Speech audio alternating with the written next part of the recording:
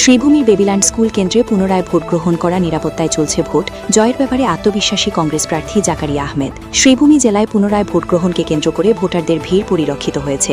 উত্তর করিমগঞ্জ বিধানসভা সমষ্টির 239 নম্বর বেবিল্যান্ড হাই English school vote কেন্দ্রে শনিবার আবার শুরু হয়েছে ভোট গ্রহণ প্রক্রিয়া।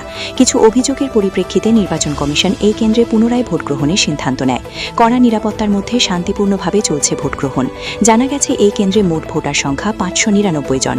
এদিকে শনিবার সকালে ওই ভোট কেন্দ্রে উপস্থিত হন ভারতীয় জাতীয় কংগ্রেসের উত্তর করিমগঞ্জের প্রার্থী জাকারিয়া আহমেদ পান্না।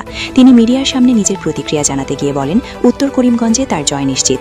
উল্লেখযোগ্য যে শ্রীভূমি জেলার একমাত্র এই বেবিল্যান্ড হাই ইংলিশ স্কুল ভোট কেন্দ্রে পুনরায় ভোট গ্রহণ অনুষ্ঠিত হচ্ছে। শ্রীভূমি থেকে শুভঙ্কর মালাকারের রিপোর্ট, ঈশান বাংলা নিউজ, শিলচর।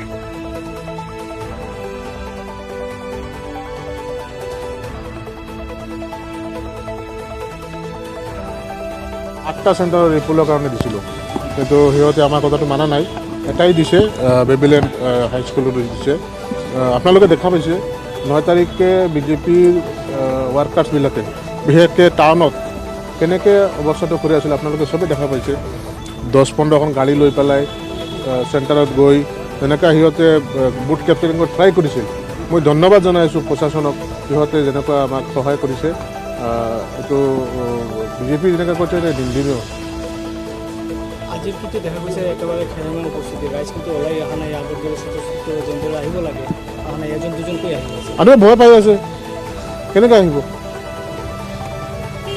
বিজেপিয়ে যোৱা পৰহি যি অৱস্থাটো কৰিছে টাউনত, এইটো তেওঁলোকে ৰাইজ কেনেকৈ ওলাই আহিব? কি হ'ব বুলি ভাবে? নৰ্থ কংগ্ৰেছ 100%, তাতে কোনো কনফিউজন নাই। 100% নৰ্থ কংগ্ৰেছ। আৰু যদি বড়ো উপত্যকাত যোৱা যায়, বড়ো উপত্যকা আমি এইটো গম পাইছোঁ 7টা 8টা চিট পাব কংগ্ৰেছ।